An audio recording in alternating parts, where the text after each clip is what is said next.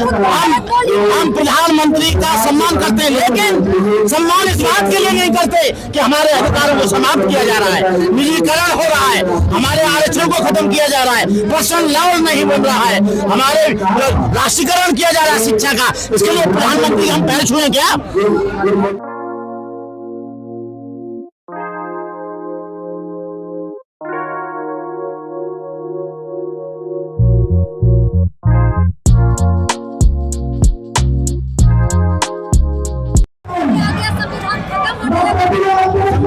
कमजोर नहीं है, लागू करने वाले बेईमान हैं, लागू करने वाले चोर हैं। बेटी तुझे तो मालूम नहीं है, तेरा तो जन्म नहीं हुआ होगा तब मैं 1975 में बनते बना हूँ। बाबा साहब अम्बेडकर संविधान देकर इन मनुवादी राजेंद्र प्रसाद के हाथ में जब बाहर निकल रहे थे, आचार्य कृपलानी ने कहा था, बाबा साहब अम्बेडकर आप इतने खुश क्यों हैं? बाबा साहब अम्बेडकर ने कहा, मैं इसलिए खुश हूँ कि आज जो सदियों से हजारों साल से जो गुलाम थे, जिनको पानी नहीं पीने दिया जाता था, सड़कों पर नहीं चलने दिया जाता था, शिक्षा संस्थानों में नहीं जाने दिया जाता, अच्छे कपड़े नहीं पहनने दिया जाता था, उन्हें गुलाम बदुआ रखा जाता था, आज मैं उनको स्वतंत्र कर रहा हूँ। लेकिन वहां से आने के बाद बाबा साहब घर में आकर रोए और नानक चंद्र तूने पूछा कि बाबा साहब अम्बेडकर क्यों रो रहे हो? बोले, मैंने ऐसे मनुवादी के हाथ में जो 100 ब्राह्मणों के पैर धोकर आचमन ले रहा है, पी रहा है, मुझे नहीं लगता कि संविधान को लागू करेंगे। और संविधान अभी तक 70 वर्ष में लागू नहीं हुआ है। 70 वर्ष में यदि लागू होता तो इस देश का काया पलट हो जाता। हमारे मेहनत की कमाई से यहाँ पर संविधान जो है वो कहता है सेकुलर है, भारत के लोगों को सेकुलर होना चाहिए। तो संविधान को एक धर्म से क्यों जोड़ दिया जाता है? यहाँ पर बहुत धर्म का प्रचार क्यों हो रहा है? संविधान सेकुलर है, लेकिन तुम उनसे क्यों नहीं पूछती जो धीरेन्द्र ब्रह्मचारी, देवकी नंदन, परमहंस दास जो ये कह रहा है इसे हिंदू राष्ट्र बनाओ, संविधान को खत्म करो, नया संविधान लागू करो, हमसे पूछ रही हो तुम? यहाँ जो भीड़ है ये देश बौद्धों का है, देश में राजा चक्रवर्ती अशोक हुआ, देश की पहचान अशोक स्तंभ से है और संविधान कमजोर नहीं है, लेकिन इस संविधान को लागू करने वाले लोग बेईमान है। आप बौद्ध राष्ट्र बना दे तो ठीक, वो हिंदू राष्ट्र मान करे तो गलत हो गया। हम बौद्ध धर्म की बात नहीं कर रहे हैं, हम सेकुलरिज्म की बात कर रहे हैं। हम क्या कब कह रहे हैं ये देश ना तो बौद्धों के संविधान से चलेगा, ना ये बाइबल से चलेगा,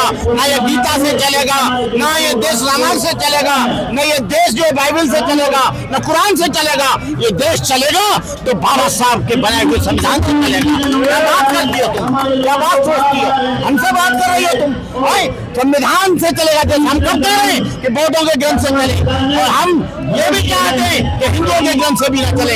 ये देश का सबसे बड़ा मसौदा, सबसे बड़ा ग्रंथ है तो केवल संविधान है, और ये नहीं है जो गीता और कुरान है। सवाल है कि संविधान को पंचशील के झंडे से क्यों जोड़ दिया जाता है?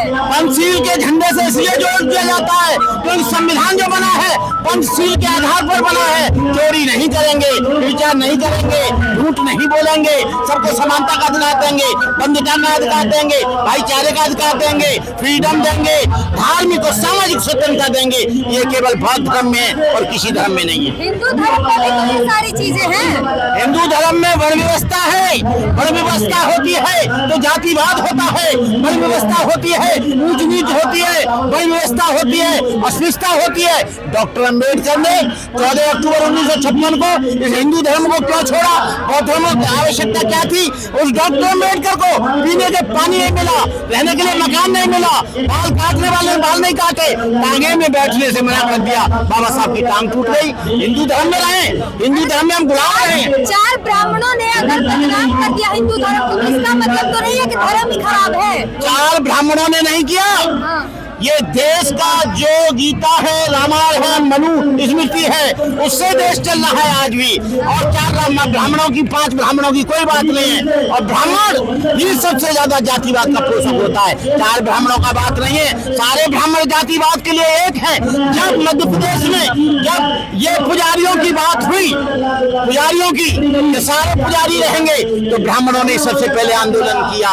ये अयोध्या में मंदिर बन रहा है, उसमें एक भी ब्राह्मण, सारे के सारे ब्राह्मण है, एक भी बैकवर्ड और शेड्यूल कास्ट का आदमी नहीं है, ट्रस्ट में नहीं है। भूमि पूजन हुआ तो आपको बताएं, जो भारतीय उमा भारती उसको नहीं आने दिया, कल्याण सिंह को नहीं आने दिया, विनय कटियार को नहीं आने दिया, और हमारी जो मुर्मू बहन है उनको नहीं आने दिया। यदि ऐसा ही धर्म है तो रामनाथ कोविंद को, वो भी हिंदू था, वो भी हिंदुओं ने बनाया, क्यों नहीं जगन्नाथपुरी के मंदिर में जाने दिया? मैं तुमसे पूछना चाहता हूँ। आप लोग फिर जाति करने की मांग क्यों करते हैं? उससे तो जातिवाद और बढ़ेगा, लोगों को जाति पता चलेगी और जातिवाद होगा। जातिवाद होना चाहिए, जाति से जाति और हाथी से हाथी की जनगणना होगी। कुत्ते की जनगणना हो रही है, नगर पालिका में चले जाइए, उनके गले में पट्टा बांधा जा रहा है। उत्तर प्रदेश में गायों की जनगणना हो रही है। क्या ये आदमी पशु और गाय भैंस से, सुगर से भी ज्यादा कमजोर है क्या? है? तुम देखो ना उत्तर प्रदेश में हमारे मोदी जी ने गाय के गले में पट्टा डाल दिया है और उनका भी आधार कार्ड बन गया है। ये मालूम नहीं है, अभी फोटो खींच के बन गया। अरे तो आधार कार्ड तो यहाँ भी सबके बने, जरूरी है जाति के नाम पे बने? जाति जनगणना से ये हिंदू और ये बीजेपी आरएसएस घबरा रही है। जैसे जनगणना हुई बिहार में, और बिहार में 66 की जगह 66% निकला ओबीसी और बैकवर्ड, तो 77% वहाँ पर आरक्षण कर दिया। ये घबरा रहे हैं। जिन जगहों पर ब्राह्मण बैठा है, ठाकुर बैठा है, बनिया बैठा है, सवर्ण बैठा है, उस जगह पर कहीं ये शेड्यूल कास्ट और बैकवर्ड के लोग नहीं आ जाए, इसलिए जाति गणना ये कराना नहीं चाहते। जाति पर जाति नहीं चाहिए आपको, जाति व्यवस्था नहीं चाहिए, लेकिन जाति के नाम पर आरक्षण जरूर चाहिए। आरक्षण जाति के नाम पर नहीं चाहिए। संविधान में जो हमारा अधिकार दिया है, मौलिक सिद्धांत, फंडामेंटल राइट, हम ब्राह्मणों से नहीं मांग रहे, हम ठाकुरों से नहीं मांग रहे, गवर्नमेंट से नहीं मांग रहे। संविधान में हमारे लिए वो अधिकार है फंडामेंटल राइट्स को, जो फंडामेंटल राइट्स से हमारा आर्टिकल 13 और 14 उसको पढ़ के देख लेना। संविधान पढ़ा है तुमने? संविधान के बारे में कुछ जानती हो? जी पढ़े हैं। बताओ संविधान की विस्तार क्या है? आप बताइए ना। आप क्यों बताएं तुम्हें? संविधान की तुम ज्यादा बात कर रही हो, हमको तो मालूम ही है सब। तो संविधान की बात आप ज्यादा कर रहे हैं। आप आए, आप संविधान दिवस मनाए, आप सिंह के झंडे के साथ। मैं बाकी छोड़ के जाते हो, कौन कास्ट हो?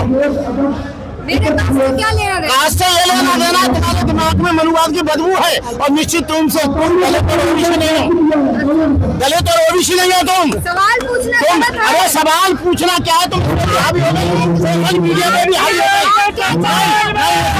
अरे तुम जातिवादी हो। आपको जो अरे जो पसंद है, जो पसंद है, अरे पसंद है इस देश में। अरे सुन, अरे सुनना, इस देश में अमीर गरीब हो सकता है, गरीब अमीर हो सकता है, ब्राह्मण अछूत नहीं हो सकता, अछूत ब्राह्मण नहीं हो सकता। जगजीवन राम की आर्थिक स्थिति बहुत मजबूती थी, संपूर्णानंद की मूर्ति को बनारस में धोया गया।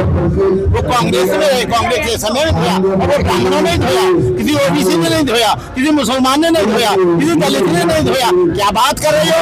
यहाँ के ये जो कुत्ता सुनता है मांस को, वैसे यहाँ आदमी जाति को सुनता है, और जातिवाद के कारण ही जितेंद्र मोहन की मूंछ रखने पे गला काट दिया। इसीलिए मांग हो रही है कि नाम। अरे मेरे चेला की बारात नहीं चलेगी, अरे मेरे चेला की बारात नहीं चलने दी माँ कासगंज में, और आज वो लड़का IPS हो गया, उसी जिले में हो गया। क्या बात कर रही हो? हम लोग, अरे हम लोग हमारी बात सुनिए। हाँ तो हम मोदी हम यहाँ के राजपथ पर हम डिपेंड हैं अपने परिवार, अपने बूते पर। ये लड़ाई हम लड़ेंगे संविधान को बचाने के लिए। मांग हो रही है कि नाम के पीछे से सबकी जातियां हटा दी जाए। नाम के पीछे जो टाइटल होता है उसको हटा देंगे। जनगणना के बाद जाति हटेगी, जनगणना के बाद जाति हटेगी, उससे पहले नहीं हटेगी। और हम चाहते हैं कि जितनी जिसकी संख्या भारी उसकी उतनी भागीदारी।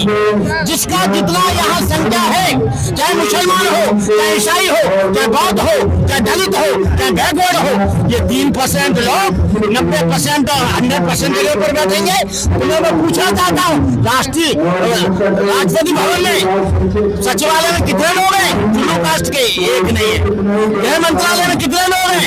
एक नहीं है। और सीटों को क्यों नहीं कर रहे? वो गुलाम है बिके हुए हैं। तो जब क्यों आप लोग चुनते हैं? अरे जब हमारी गवर्नमेंट आएगी, हमने नहीं भेजा, हम कभी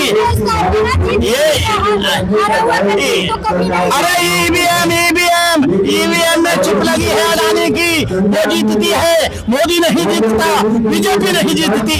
कल ईवीएम को खत्म कर दो, इनको अपनी औकात याद आ जाएगी, औकात। और मैं बता दूंगा क्या तुम्हारी औकात है, उनसे कह मोदी से यह तुमने कुपत है, तुम्हारी माँ ने दूध पिलाया है, तो तुम ईवीएम से वो नाटा सलकत्ता सा कौन बोलता है? गृह मंत्री मोदी हमारे सामने कुछ नहीं है ना, हमें फक्कड़ प्रधानमंत्री है, देश का प्रधानमंत्री है। प्रधानमंत्री है देश का, लेकिन हम साधु हैं, हम चीवर पहने, हमारे सामने वो कुछ नहीं है, मोदी भी कुछ नहीं है। मोदी अरे साधु सबसे बड़ा है देश का, हर एक साधु बड़ा है। कौन